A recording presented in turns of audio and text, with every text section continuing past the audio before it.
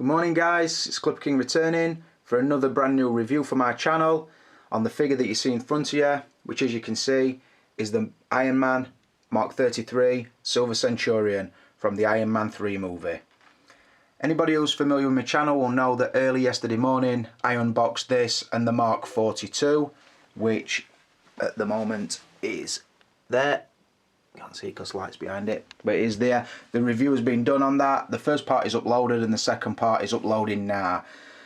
I've got to say as well, people ask me once I start an upload, when's it going to be up? I want to make sure I see it and blah blah blah. Normally to cut a video, I mean for a singular part video of mine is about half an hour, which is pretty much standard. I try and cut it down, but I feel if I do, I'm just missing information that I would have to come back to at a later date. So I don't know, they are what they are. They might not suit the length, but then again, like I always say, you can break it up into 10-minute parts if you want, because your YouTube now will jump back to where you were the last time you saw it. So I don't know. So for me to do that in 720 HD, it takes about an hour and a half to cut and save, and then it takes about 5 hours to upload. I know that's the fault of my broadband because it's very, very slow. But like I said, I know when you know I've got a figure, I know you want to see the review pretty fast, but I'm doing it as fast as I can, and the computer's running pretty much 24 hours a day. So that is there's a case on this. I will also say to the guys that have already asked me, can I buy that figure from you? The details on that will be made clear towards the end. I will say at the moment, there is now about 10 guys who want this figure direct from me. They know it's in the UK. They probably want to see the review on it and they want to buy it from me. Now, to explain the story on the on this figure, I basically asked for a price on the figure when it come out, day of release. The price I got from Anthony I thought were a little bit high, to be honest, and I kind of questioned it. I thought, I want it, but it's not a must-have for me. And I've said before, I keep a float in my PayPal account for the sort of the must-have figures, so I can always get them. This would have sort of cut into the must-have money that I'd saved for the Mark 42, and I know the Mark 42 were coming pretty soon, so I declined the offer. Anthony then texted me back probably an hour later that day and said, listen, that Silver Centurion, I've shopped around a little bit and I can get the price down if that helps you. I said, to be honest, Anthony, I'm going to leave this one because in the situation I'm in at the moment, I'm probably just going to wait for the 42, which is what I did. So in the end, I chose not to buy. Then what happened when I did buy the 42, which Anthony had kindly offered to let me have one of his pre-orders. So I knew I would get it day of release, sent out day of release, and I would get it early. He also did me a really good price on the 42. Now, when I say really good price, I don't want you to be thinking something ridiculous, because we know what it goes for on eBay. So it were better than eBay, but not cheap. So I'll just say that. What he also asked me while I were doing the deal on the Mark 42 is, do you still want to see the Silver Centurion? Because I've had some inquiries, but because there's no reviews about it at the moment, I think people are reluctant to sort of pull the trigger. I says, well, it's entirely up to you. I says, you can send me one and I'll send it you back after I've reviewed it. I says, but the honest truth is I can't afford to buy it at the moment. He says, well, the best thing to do is I'll send it with this, because the shipping's obviously, the weight's not going to fluctuate the price that much. I'll send you it, you can review it, and if you want, sell it from there, and then the price that I would have got this for, one of you guys can have it for. That is still the case. I don't want to make a penny on this figure, so it's strictly the price that I could get this from Anthony on, plus the shipping from me. So obviously I'm not going to stand the shipping to you guys. Also, I spoke to him this morning and said, listen, Anthony, there's about 10 people sort of arguing now with this thing. When I make the price known, a couple of those might drop off, I don't know. He says, well, I'll tell you what I'll do. If there is sort of a list of guys who do want it for the price that I'm going to sell it for, and I will make that price known only to the guys who do ask, then he will also match that. So all you guys will be able to get this figure at the same price if you like what you see in this review. So one will get it from me, the rest can buy it direct from Anthony at what you would consider Clipper King price. And I think that is really fair of him, because I know what he makes on the figures I buy from him, and I think it's more than fair. Like I said, other than that, what I would say is, you guys will know it's coming in stock with the UK sellers pretty soon. So I would support 16 Bruce Wyman Lee Ward at Good, the Bad and the Robots, and Matt at Toy HQ, as I advertised at the start of the review. Like I said, I do more than support those guys, and where I've been sort of accused of by advocating Hong Kong sellers, I'm killing UK sellers. I don't think that is the case, because I think it is a different market, but they're just my thoughts. And like I said, I wouldn't want to support a friend and also be hurting other friends, if that makes sense. So I've said to those guys, listen, I will advertise for free from you, whether you send me another figure or not. From the new reviews I do, I will at least put your company logos on and advertise you. So that is the case. So like I said, the figure came from Anthony, and but I do support buying from the UK guys. If you don't need to get the figure early because you're concerned with getting views on YouTube, which I am, obviously. And some people will call me a media whore for that. For that I won't apologise, because I probably agree. Right, now, first impressions on the figure. You noticed on the unboxing yesterday I took this out first and looked around it. And I will say, I'm not a massive fan of people needing every version of the Iron Man. I've been one of the worst for criticising it. But I've got to say, from what I remember in the comics and collecting the Marvel Legends through my son, the Silver Centurion were always sort of the eye-catching one for me, because it's a little bit bulkier, a little bit more robust, something really cool about it. I do like the mixture of just red and silver, no gold, and like I said, I do like it. So when I saw it, I was very, very tempted, and I thought the Hong Kong photos looked really good of it, and that is why I sort of inquired about the price to buy it myself. Like I said, some of the Iron Man armours do look awesome, but I'm just a collector who only likes what I perceive to be the best of its kind. Anyway, so that sort of qualifies what I know or what I like about it. When I opened it yesterday, which I opened first, it was like, oh yeah, it's nice, it's everything I expected. It feels like an Iron Man. It is robust. It feels a little bit heavier than a normal Iron Man, although it also feels a little bit hollower than a normal Iron Man, and I really liked it. The biggest downside for it is about 2 minutes after that, I took the Mark 42 out of the box, and then it was like a flashback to my childhood when I'd be sat at home and I'd be playing with an X-Wing fighter, and a mate would come and call for me, and he'd bring his Millennium Falcon. You sort of push your toy off to the side and think, this don't look so good now, and you're making your moves towards his Millennium Falcon because you know it's just better. That is how I feel, and that will be reflected through the review. That is the case. This is a really, really nice Iron Man, but in most categories, the Mark 42 is just a little bit better. So, that is a long-winded intro. So next, I'm going to say source material. Let's get some scores on the doors. I mentioned it yesterday on the Mark 42 review, what I thought of the Iron Man. I thought the villain was very weak, although I enjoyed the twist with the Mandarin being Trevor. I did like that because I didn't see it coming.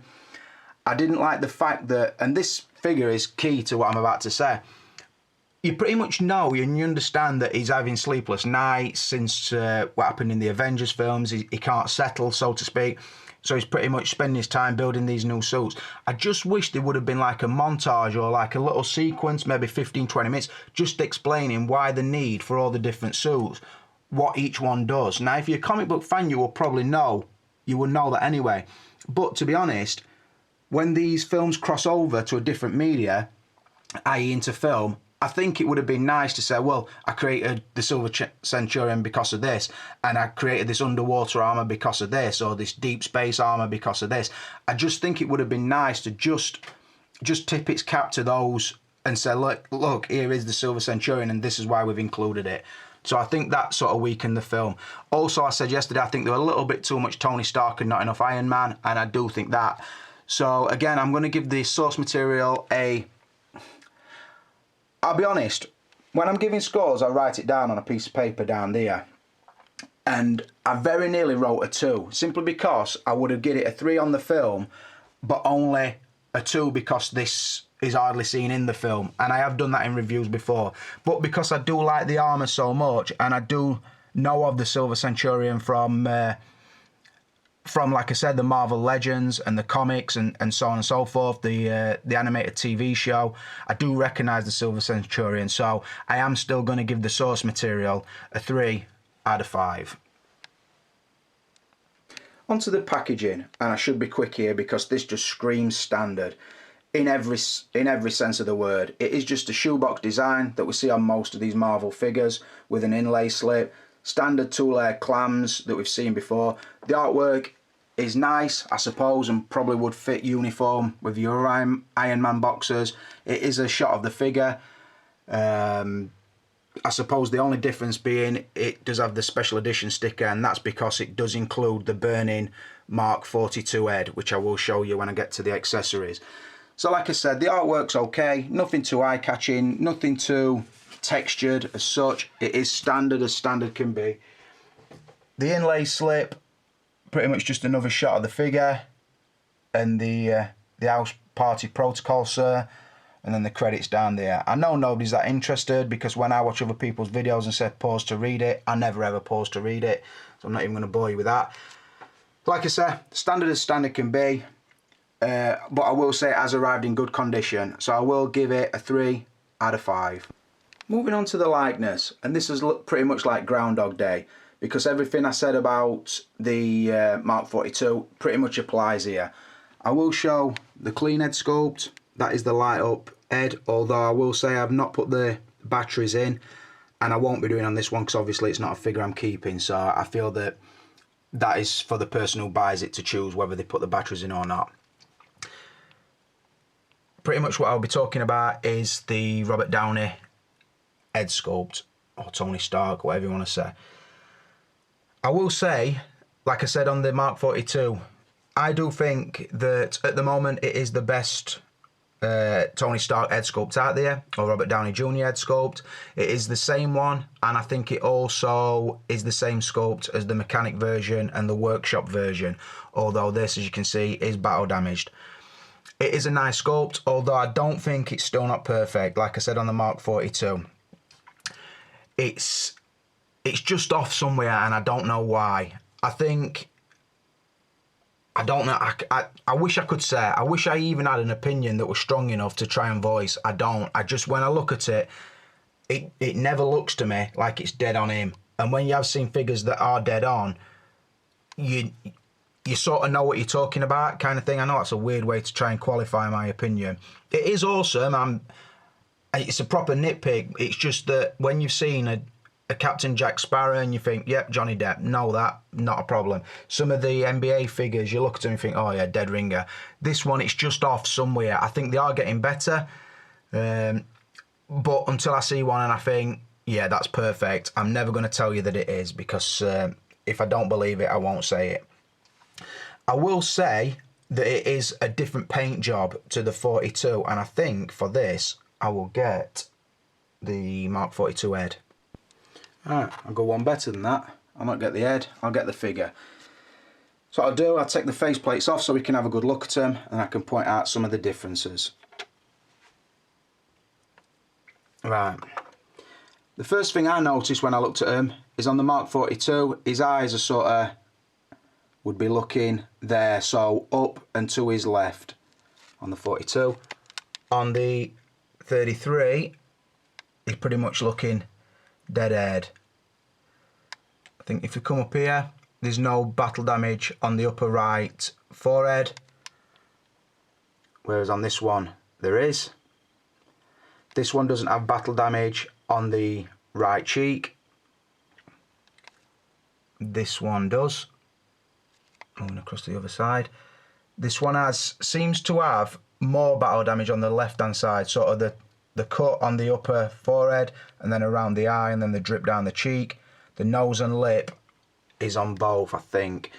Yeah, the nose and lip. Like I said, it's on the left eye, the Mark 33 is closer to the eye, and this one doesn't have no battle damage on the upper left side. So it is a different paint job, which I like, because then if you are an Iron Man collector, you're not just getting a replicated paint job, although you are getting the same sculpt. And I will say as well, when I do get in close and I'm looking through the viewfinder, like that angle, I think it looks really good. And when I looked at it from there, I thought it looked really good. Same with this one. From certain angles, it does look better than I'm giving it credit for. But like I said, on the fact that I still don't believe that it's dead on accurate, I am going to give it I'll give the 42 a 4 out of 5, so I'll give the 33 a 4 out of 5 as well. That's a lot of numbers in one sentence. But now I'm going to go on and cover my thoughts on the helmet. And I will point something out here. It comes wearing that head, and obviously that is the light up one. It works to put the batteries in. You take off the faceplate, and then there's a section like this line here, above that section comes off. I don't like it. I don't like how it works. I will show you the brochure basically how it works, but I won't be doing it simply because I don't want to risk marking somebody else's figure. But underneath the upper section of the helmet is the battery casing and the switch for the lights. I just think it's a long-winded way to put the lights on and off. I don't like it. Also, another thing I noticed, it's not a problem with the paint, but I feel like I've got to mention this because I would hate to not say it and somebody ask me. Somewhere there, just above my finger, there's sort of a swirl in the paint. It's not a scuff and it's not a scratch. It's sort of like where, I don't know, like I say, I think they would probably airbrush these, or like a airbrush painting. Like I say, it's from there you can't even see it. But like I said, because it's a figure that I'm not keeping, I want to explain everything I saw. It's sort of there, and like I say, it's just like where one section of paint meets another kind of thing, or like a swirl. It's not a scuff or a scratch, but I did want to mention that. Apart from that, it is really, really nice, really metallic looking. Same with, you can swap it onto this faceplate, which as you can see has got is it carbon burning or whatever, the exhaust fumes or whatever you want to say. It's smoked up. It's not battle damage, but it does have a more smoky finish, like I say. And then obviously, oops, shot, isn't it? Got magnets there and the lenses, and then you just sort of put that on top of there. It holds really nice, same as this one. So yeah, like I said, I've given the lightness a 4 out of 5, and I will say as well, for a figure that's bulky, and I will cover the articulation, I would say that's possibly as articulated as you're gonna get. But I do like that pose because I think it makes the blades look really intimidating.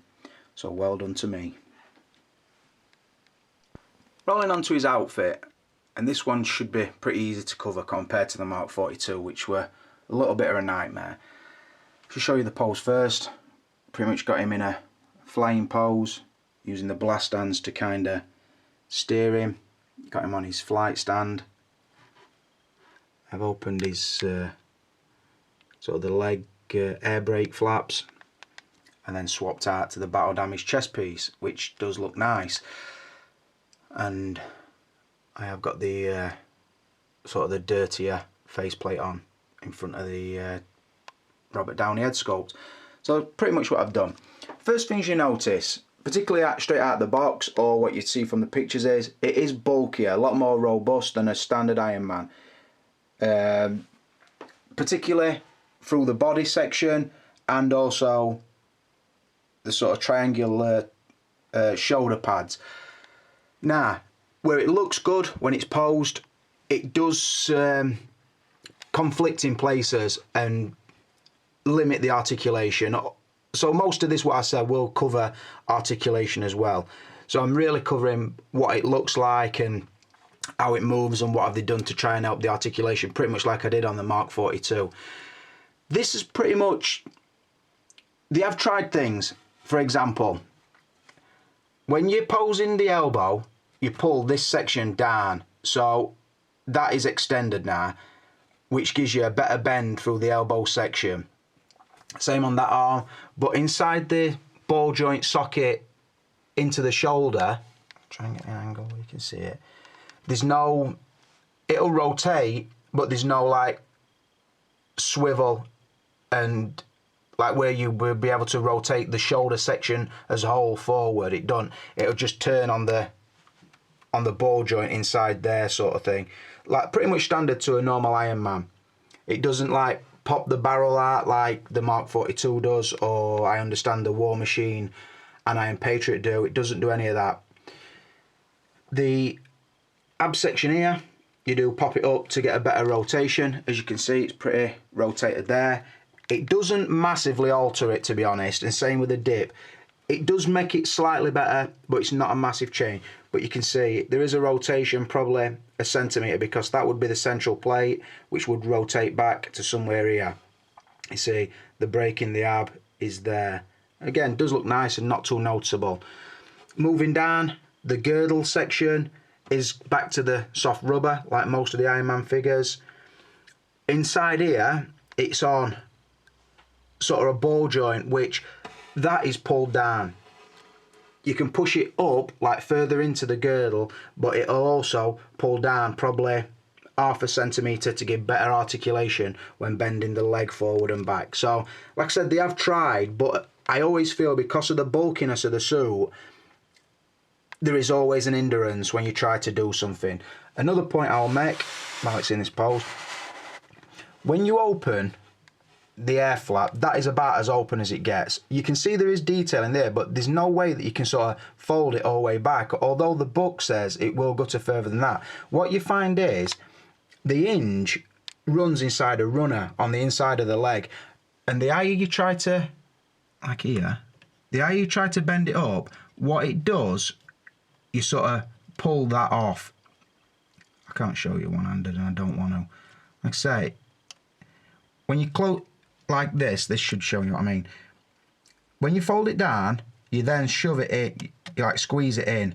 Right, so when you're doing that in reverse, you're pulling it out first before you can turn it up. The runner that's inside the leg, it's just on like a slider that will slide all the way off. You don't break it, but it, like I said, because of how the hinge is devised, it slides out altogether. So you could completely remove that without breaking it. That's pretty much the point I'm trying to make. But because of sort of the shape of this flap, when you're moving it like that, you see what I mean? And now inside there, you sort of squeeze that down. I don't really want to do it one-handed, but you squeeze that in to close it. But like I said, it's not that you're breaking it, it's just that because of the shape of the cut, you've got to sort of move it outwards before you can turn it out. The foot articulation is pretty good.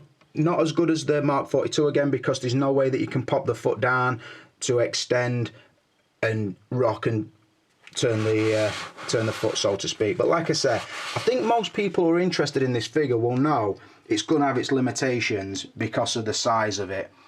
So I've spoke before about the aesthetic versus the functionality. This is more aesthetic than functionality, like I said, and I do make allowances either way, because if it looks shit and didn't work, then I'd get a low score. But if it looks good but doesn't work, or it looks bad but does work, I sort of balance it out. Now, any way I slice it and dice it, the suit is not as good as some of the other Iron Man suits I've seen. Like the styling. The styling is not as good as like a Mark 4, maybe not even as good as a Mark 7, and definitely not as good as the Mark 42. But if it's the look you're going for, it does look good, and it does represent the Silver Centurion really, really well. But the flip side to that is the functionality dies a little bit. So that's the best way I can explain it, and I've given it a 4 out of 5. I'm going to move on to articulation, but I've pretty much just covered most of it. Right. Moving on to articulation then. Like I said, it's pretty much interlinked with what I've said in the suit. But I've tried to go, put a cut in, go to a repose, and try and show you what the legs will do at the extreme, which is pretty good. Look how bulky the suit is. That's a nice tight bend on the leg. Like I said, helped by this sort of fact that the ball joint stem inside there will lift up into the girdle and come down for an higher lift on the upper leg. The knee has a bend section in the upper part of the armour and lower, so it will go tight. Look at that, that's pretty tight for an Iron Man, that. Nice. Same with the elbows, will go pretty tight because of there's a bend inside the upper section of the armour and the lower section. That's pretty good. Just the shoulders are hindered a little bit simply because there's only one point of articulation, and also these, if you were starting to rotate, it might conflict with this section of the shoulder here, so to speak. The articulation where I suppose you move the face flap up. I will say this is quite of all the Ironmen I've seen, on the face flap, let me show you, you see here and here, there is sort of a section that you tuck in first and then drop the chin in. Normally you'd put the chin section in first and then it'll just hold back with the magnets. This one you've got to sort of put it into there and then drop the chin section in, which, because it's that tight, it's a little bit I don't know, a little bit more restricted than normal. Normally you can pretty much throw them at faceplate and it'll stick on. This one you've got to sort of manoeuvre it in carefully, so just bear that in mind. Articulation of the hands pop on and off really nicely. One point I will make, and I'll show you on the articulated hands, obviously they're a must-have for an Iron Man figure. I'll just drop one off there. All the points of articulation on there. This time the wrist guard is attached to the hand, so be careful when you're putting the hand on and off, because I don't think it'd be too hard to knock this section off that I'm holding.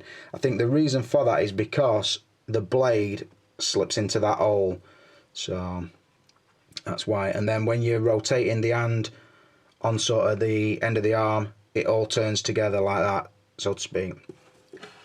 And then as you see, I've just articulated the fingers there. Work really nice and look really good.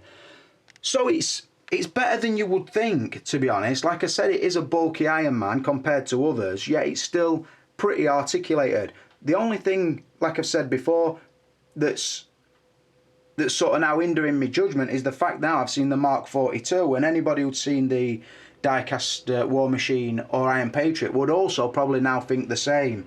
It's just the fact that, like I said, we've seen something that's been improved, so it makes us look at the other ones differently. But I'm going to say, I think it's as articulated as you can expect. If it had come and had been pretty much a statue, then I'd have marked it right down. But I think it's pretty good when you can get into your mind that the suit is bulky. So I'm going to give it a 3 out of 5. It probably would be in line with most other Iron Men, slightly more hindered than something like the Mark 4 or maybe the Mark 7. That's the way I'm going to explain it. Right, moving on to extras or accessories. What does it bring with it? Right, I'll show you down the post first. Do a wide shot so you can see. Doesn't look like a lot, but it's got most bases covered. A couple of things are a little bit strange for me, and I'll clear that up. Right,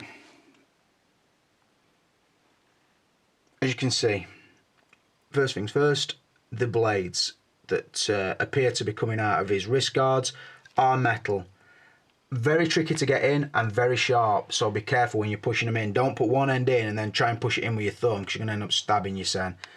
Very, very tight first time you try and put them in, and you will notice that when I've had the blades on, I've pretty much left them connected to the fisted hands. So that's because I didn't want to start messing about trying to shove them into the articulated fingers and be breaking up the fingers. So, like I said, the blades have only been into the fist, and I'm saying that basically for the guy who decides he wants to buy this figure. Talking about the hands, you do get the sort of the repulsor blast hands. Again, they fit on to the end of the arm like that, and the wrist guard is attached. You would still be able to... No, sorry, you can't on that one. You can't put the blade on that one, but you can put it on the fist, which it's on, and this one. So, yeah, you get that.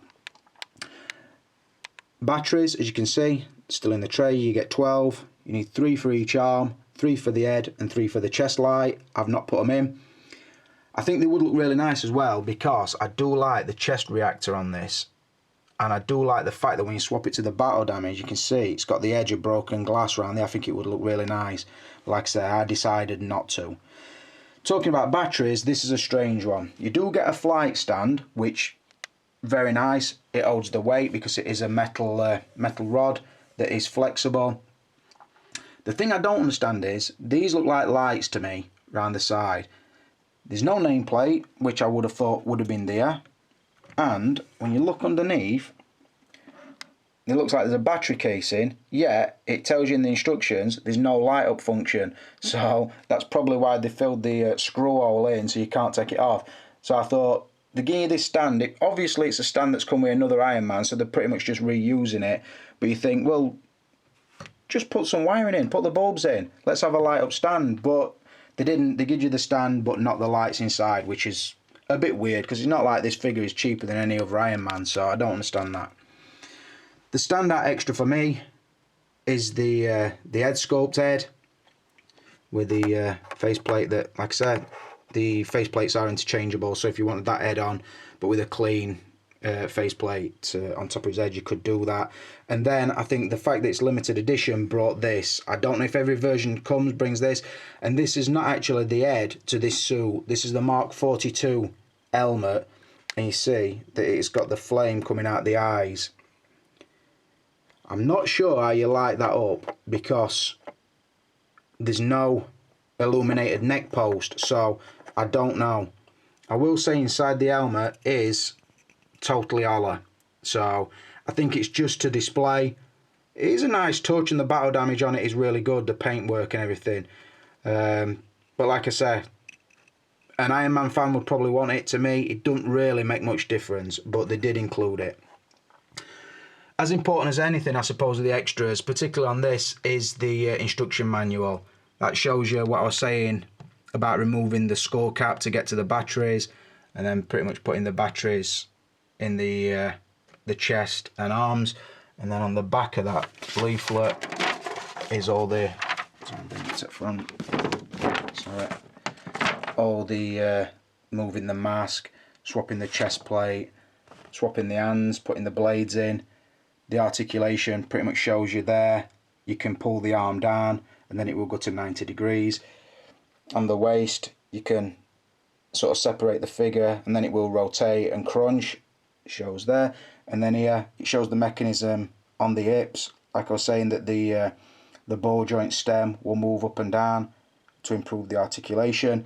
And then here shows you what the legs will go to and how the flaps open. So yeah, it is worth a read, because you don't want to be getting an Iron Man at this price and then wrecking it. So the extras are good, although not as good as the 42. I don't understand why they only give the battle damage chest plate but not the shoulders and probably sections that fit on the arm. We know they can do it because they've done it before. I don't know why they chose not to. Possibly because we don't see it battle damaged in the film. I don't know.